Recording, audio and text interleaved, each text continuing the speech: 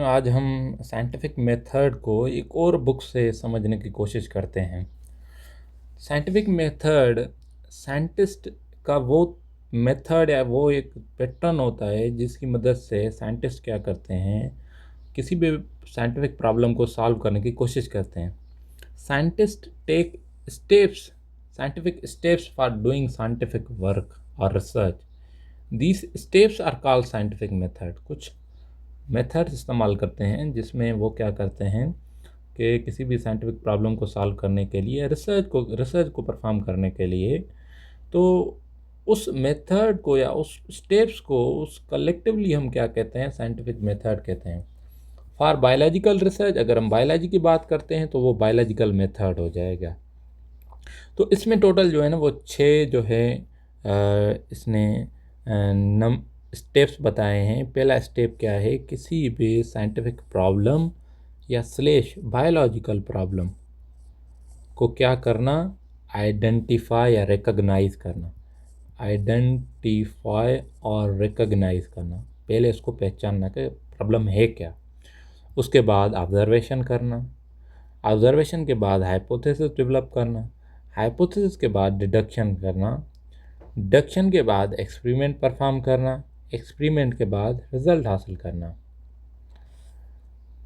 तो पहले नंबर पर रिकग्नाइजेशन ऑफ प्रॉब्लम को रिकग्नाइज करना। First step involve identify. पहले क्या करते हैं, आइडेंटिफाई करते हैं किसी भी प्रॉब्लम को। आइडेंटिफाई करने के लिए क्या करते हैं, scientist want to investigate such problem is either asked by someone or comes in a mind by himself. या तो उसने साइंटिस्ट से किसी ने इस प्रॉब्लम के बारे में पूछा, या तो साइंटिस्ट के माइंड में ये खुद ब खुद आ गया। साइंटिस्ट ने फॉर एग्जांपल नोटिस किया, a biological notice that plants in an area is growing taller than usual. कुछ एरिया में प्लांट जो है ना वो टालर ग्रो करते हैं नॉर्मल एरिया के बनस्पत। ही डेवलप्स अ साइंटिफिक प्रॉब्लम, उसके माइंड में एक साइंटिफिक प्रॉब्लम डेवलप हुआ।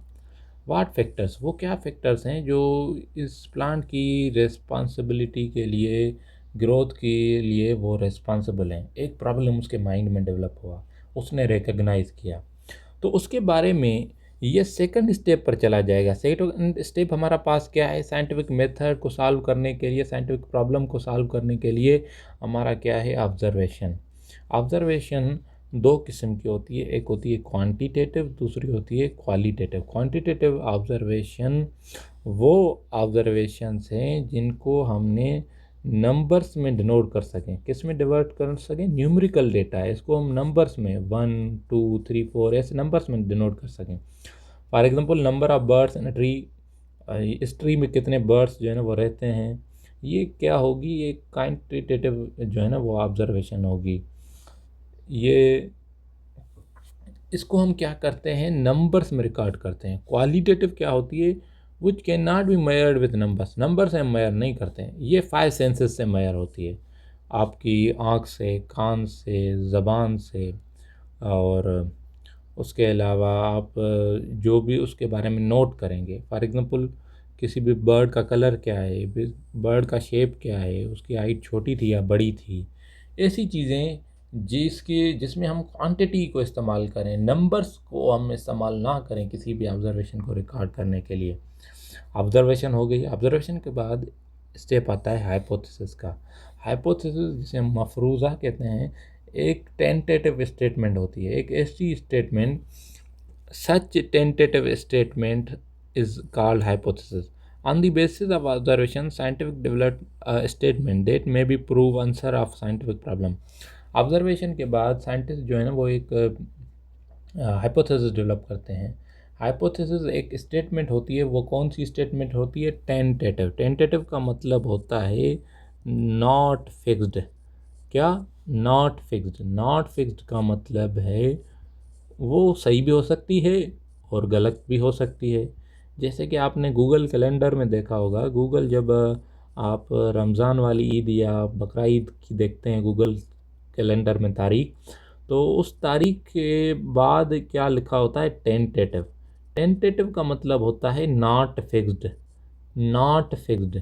अभी ये जो है ना वो डिपेंड करेगी चाँद के ऊपर। अगर चाँद जो नज़र आया तो वो हो सकती है, नज़र नहीं आया तो नहीं हो सकती है, मतलब ये नॉट फिक्स्ड है। हाइपोथेसिस भी एक स्टेटमेंट होती है जिसकी बुनियाद ऑब्जर्वेशन होती है, वो नॉट फिक्स्ड होती है, फिक्स्ड नहीं होती, आगे चलकर सही भी हो सकती है, गलत भी हो सकती है। Scientist make many hypothesis for single problem, एक प्रॉब्लम के लिए बहुत ज़्यादा हाइपोथेसिस भी प्रपोज कर सकते हैं scientist. It is a propose statement answer to problem, ये उस प्रॉब्लम का कोई आंसर होगी। ऑलवेज मैच विथ भी अवेलेबल ऑब्जर्वेशन, जो भी अवेलेबल ऑब्जर्वेशन थी उसके साथ मैच होनी चाहिए। It can be tested through experiment, इसको एक्सपेरिमेंट की वजह से जो है ना मदद से टेस्ट किया जाए। ऐसी हाइपोथेसिस नहीं हो जैसे हम एक्सपेरिमेंट ही ना कर सकें। There is always way to disprove the hypothesis, वो एक रास्ता होना चाहिए कि हाइपोथेसिस को हम डिसप्रूव भी कर सकते हैं। लाजम नहीं है कि हम हाइपोथेसिस को प्रूव ही करें कि ये है बस हाइपोथेसिस ही सही है और कोई चीज़ नहीं है। तो इसमें ये इस हाइपोथेसिस की, इस स्टेटमेंट की ये खुसूसियात हैं, तो वो किसी भी स्टेटमेंट की ये होनी चाहिए। फॉर एग्जांपल पहले पहले आप हाइपोथेसिस क्या थी मलेरिया के बारे में, malaria is caused by bad air, वो हाइपोथेसिस गलत साबित हो गई। फिर बाद में आया चार्ल्स लेवरान आया, लेवरान ने ये कहा malaria is caused by Plasmodium, Plasmodium. वो जो वो जो बेड एयर वाली हाइपोथेसिस थी वो गलत साबित हो गई। अब जो लेवरान वाली हाइपोथेसिस है malaria is caused by Plasmodium, वो सही साबित हो गई। अब हाइपोथेसिस के बाद हम क्या करते हैं, डिडक्शन करते हैं। डिडक्शन मीन्स काश कोई चीज़ हासिल करना हो तो हाइपोथेसिस है।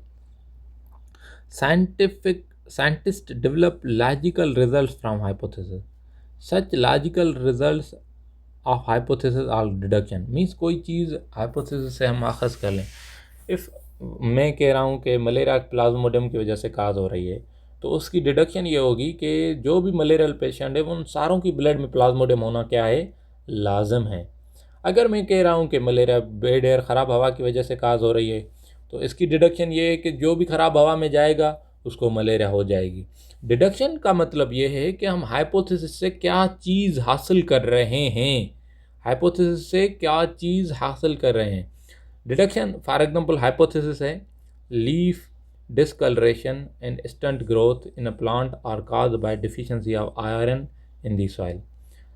लीफ का डिस्कलर में लीफ जो है ना वो नॉर्मली ग्रीन कलर का होता है, उसका कलर चेंज हो जाना और उसकी ग्रोथ, प्लांट की ग्रोथ ना होना, ये काज है आयरन की डिफिशिएंसी। सॉइल में अगर आयरन डिफिशिएंट है तो इसकी वजह से ये काज होता है। ये हमारी क्या थी, हाइपोथेसिस थी। तो इसकी डिडक्शन ये निकलेगी, if iron deficiency is causing the symptom then adding the iron to soil will improve colour of leave promote the plant growth.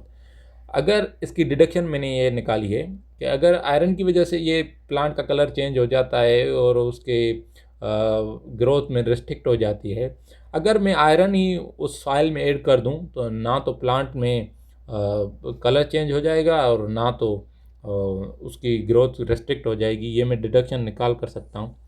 इस डिडक्शन को फिर मैं एक और नेक्स्ट स्टेप पर लेकर जाऊँगा। वो नेक्स्ट स्टेप क्या है, एक्सपेरिमेंट। एक्सपेरिमेंट में मैं क्या करता हूँ, scientist perform experiment to test hypothesis. Hypothesis को टेस्ट करने के लिए साइंटिस्ट जो है ना वो एक्सपेरिमेंट परफॉर्म करते हैं। अगर एक्सपेरिमेंट के बाद जो रिजल्ट्स आए उसने हाइपोथेसिस को सपोर्ट करते हैं तो हाइपोथेसिस करेक्ट है। रिजल्ट हाइपोथेसिस को सपोर्ट नहीं करते तो हाइपोथेसिस क्या है, इनकरेक्ट। तो फिर हमें नेक्स्ट न्यू हाइपोथेसिस डेवलप करनी होगी।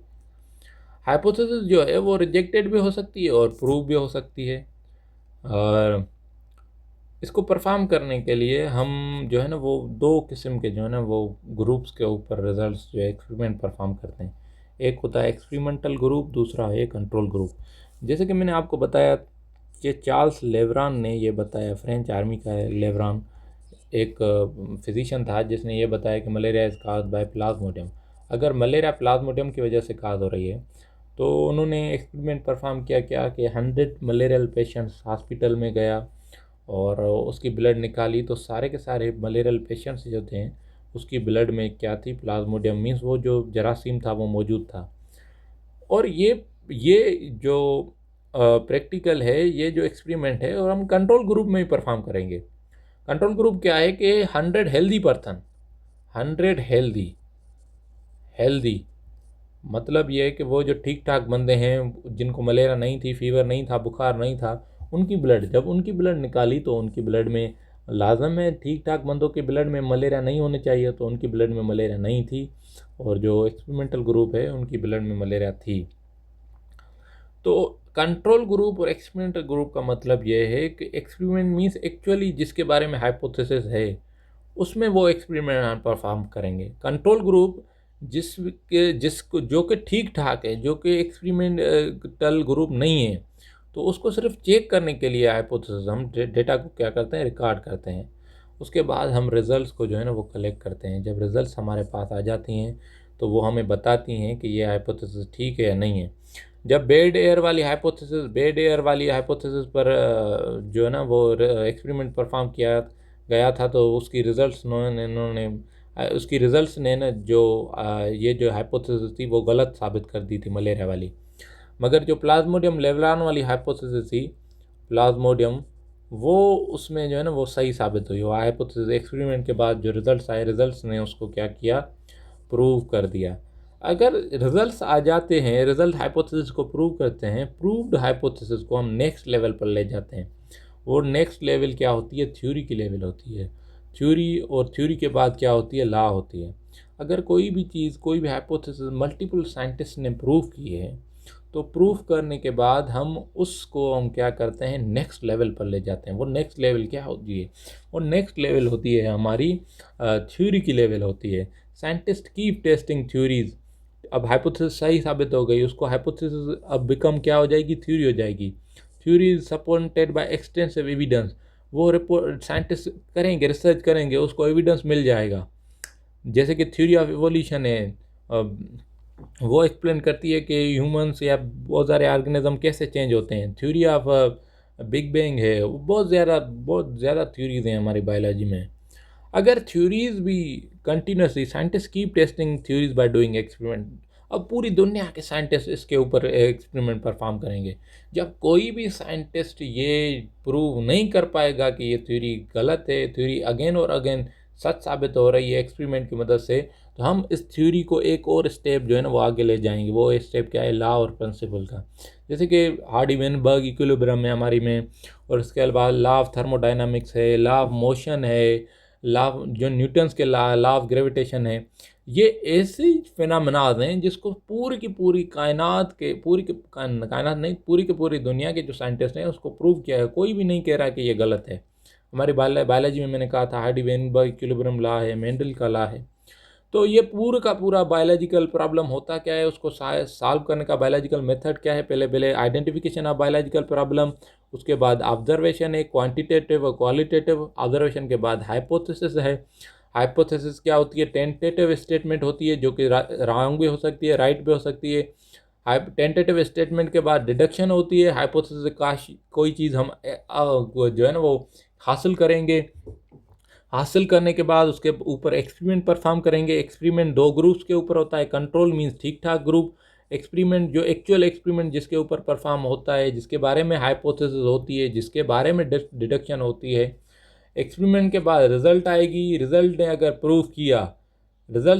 प्रूफ किया तो ये लाइन आगे चली जाएगी। इफ़ नॉट प्रूव, यहाँ पर क्या लिखा हुआ है, इफ़ नॉट प्रूव, अगर प्रूव नहीं होता तो हम यहाँ पर फिर हाइपोथेसिस के ऊपर दोबारा वापस चले जाएंगे। कहाँ पर चले जाएंगे, हाइपोथेसिस के ऊपर दोबारा वापस चले जाएंगे।